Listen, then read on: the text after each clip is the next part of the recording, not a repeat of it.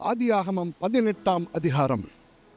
பின்பு கர்த்தர் மம்ரேயின் சமபூமியிலே அவனுக்கு தரிசனமானார்.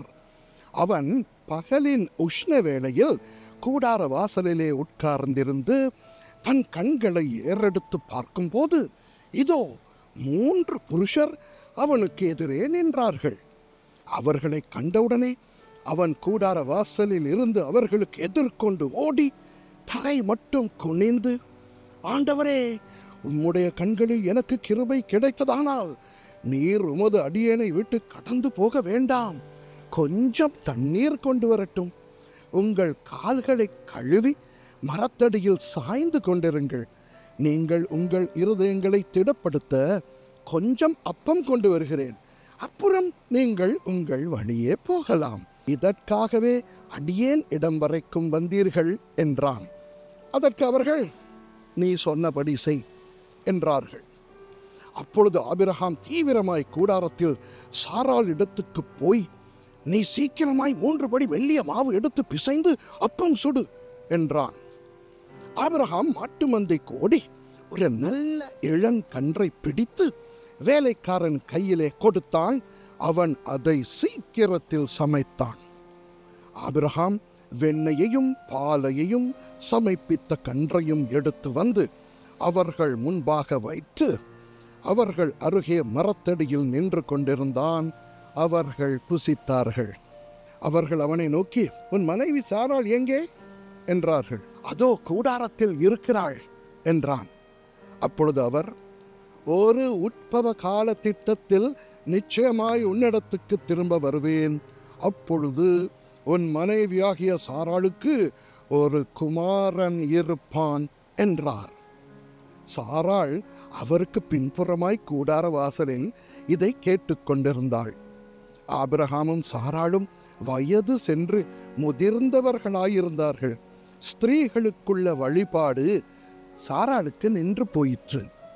ஆகையால் சாராள் தன் உள்ளத்திலே நகைத்து, நான் கிழவியும் என் ஆண்டவன் முதிர்ந்த வயதுள்ளவருமான பின்பு எனக்கு இன்பம் உண்டாயிருக்குமோ என்றாள்.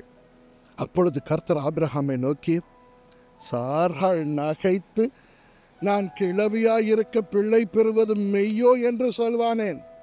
கர்த்தரால் ஆகாத காரியம் உண்டோ? உட்பவ கால திட்டத்தில் உன்னிடத்துக்கு திரும்ப வருவேன், அப்பொழுது சாராளுக்கு ஒரு குமாரன் இருப்பான் என்றார். சாராள் பயந்து, நான் நகைக்கவில்லை என்று மறுத்தாள். அதற்கு அவர், இல்லை, நீ நகைத்தாய் என்றார். பின்பு அந்த புருஷர் எழுந்து அவ்விடம் விட்டு சோதோமை நோக்கி போனார்கள். ஆபிரகாமும் அவர்களோட கூட போய் வழி விட்டு அனுப்பினான்.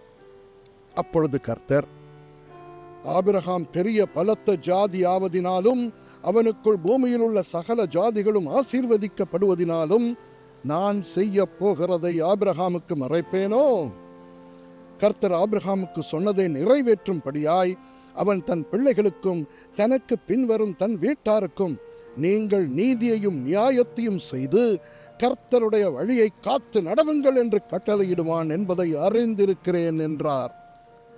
பின்பு கர்த்தர் சோதோம் கொமோராவின் கூக்குரல் பெரிதாயிருப்பதினாலும் அவைகளின் பாவம் மிகவும் கொடிதாயிருப்பதினாலும் நான் இறங்கி போய் என்னிடத்தில் வந்து எட்டின அந்த கூக்குரலின் படியே அவர்கள் செய்திருக்கிறார்களோ இல்லையோ என்று பார்த்து அறிவேன் என்றான். அப்பொழுது அந்த புருஷர் அவ்விடம் விட்டு சோதோமை நோக்கி போனார்கள். ஆபிரகாமோ பின்னும் கர்த்தருக்கு முன்பாக நின்று கொண்டிருந்தான். அப்பொழுது ஆபிரகாம் சமீபமாய் சேர்ந்து, துன்மார்க்கனோடே நீதிமானையும் அழிப்பீரோ? பட்டணத்துக்குள்ளே ஒருவேளை 50 நீதிமான்கள் இருப்பார்கள், அதற்குள் இருக்கும் அந்த 50 நீதிமான்களின் நிமித்தம் ரட்சியாமல் அந்த ஸ்தலத்தை அழிப்பீரோ? துன்மார்க்கனோடைய நீதிமானையும் சங்கரிப்பது உமக்கு தூரமாயிருப்பதாக, நீதிமானையும் துன்மார்க்கனையும் சமமாய் நடப்பிப்பது உமக்கு தூரமாயிருப்பதாக, சர்வலோக நியாயாதிபதி நீதி செய்யாதிருப்பாரோ என்றான். அதற்கு கர்த்தர், நான் சோதோமில் 50 நீதிமான்களை கண்டால் அவர்கள் நிமித்தம் அந்த ஸ்தலம் முழுவதையும் ரட்சிப்பேன் என்றார். அப்பொழுது ஆபிரகாம் பிரதியுத்தரமாக, இதோ தூளும் சாம்பலுமாயிருக்கிற அடியேன் ஆண்டவரோடு பேசத் துணிந்தேன். ஒருவேளை 50 நீதிமான்களுக்கு 5 பேர் குறைந்திருப்பார்கள். அந்த 5 பேர் நிமித்தம் பட்டணம் முழுவதையும் அழிப்பீரோ என்றான். அதற்கு அவர், நான் 45 நீதிமான்களை அங்கே கண்டால் அதை அழிப்பதில்லை என்றார். அவன் பின்னும் அவரோடு பேசி, 40 நீதிமான்கள் அங்கே காணப்பட்டாலோ என்றான். அதற்கு அவர், 40 நீதிமான்கள் நிமித்தம் அதை அழிப்பதில்லை என்றார். அப்பொழுது அவன், நான் இன்னும் பேசுகிறேன், ஆண்டவருக்கு கோபம் வராமல் இருப்பதாக 30 நீதிமான்கள் அங்கே காணப்பட்டாலோ என்றான். அதற்கு அவர், நான் 30 நீதிமான்களை அங்கே கண்டால் அதை அழிப்பதில்லை என்றார்.